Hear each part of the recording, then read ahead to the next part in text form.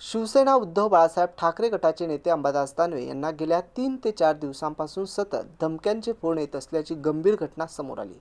नंतर हा विषय आता विधान परिषदेत मध्येही उपस्थित करण्यात आला। शिवसेना उद्धव बाळासाहेब ठाकरे गटाचे आमदार अनिल परब यांनी हा मुद्दा सभागृहात मांडला। या प्रकरणाची सखोल चौकशी करून दोषींवर कठोर कारवाई करण्याची मागणी त्यांनी यावेळी सभागृहात केली आहे।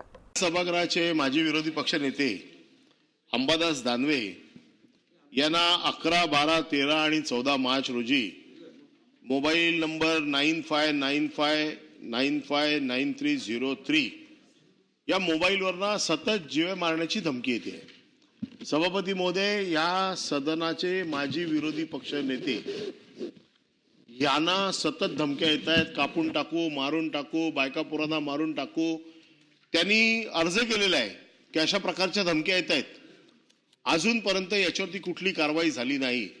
गोळी चालण्याची वाट बघते का सरकार? त्यांना मारण्याची वाट बघते का सरकार?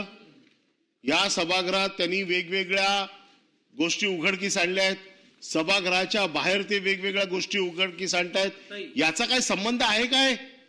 एका बाजूला विरोधी पक्षाचा एक विरोधी पक्ष माजी विरोधी पक्ष नेत्याला जीवानिशी मारण्याच्या धमक्या येत आहेत, दुसऱ्या बाजूला ज्यांना पैसे देऊन देखील कोण मारणार नाही अशा लोकांना 2-2 गाड्यांचं प्रोटेक्शन आहे। म्हणजे नाही, अशा लोकांना ज्यांना पैसे दिले आणि मारा सांगितलं तरी कोण मारणार नाही अशा लोकांना 2-2 गाड्यांचं प्रोटेक्शन आहे। आणि माजी विरोधी पक्ष नेत्याला जीवानिशी धमकी येते आणि सरकार त्याच्या बाबतीमध्ये कुठली कारवाई करत नाही। माझी आपल्याकडे मागणी आहे, मी राजकीय पक्षाच्या कार्यकर्त्यांची लिस्ट आहे आपल्याकडे की ज्याला पोलीस प्रोटेक्शन आहे। ते फक्त राजकीय पक्षाचे कार्यकर्ते आहेत, ते कोणी आमदार खासदार नाही आहेत, कॉन्ट्रॅक्टर आहेत, बाकीचे वसुली करतायत, पोलीस प्रोटेक्शन मध्ये वसुली करतायत। अशा लोकांना प्रोटेक्शन आहे। माझी सरकारला विनंती आहे, संध्याकाळपर्यंत याच्या बाबतीमध्ये सरकारने निवेदन करावे। गृहराज्यमंत्री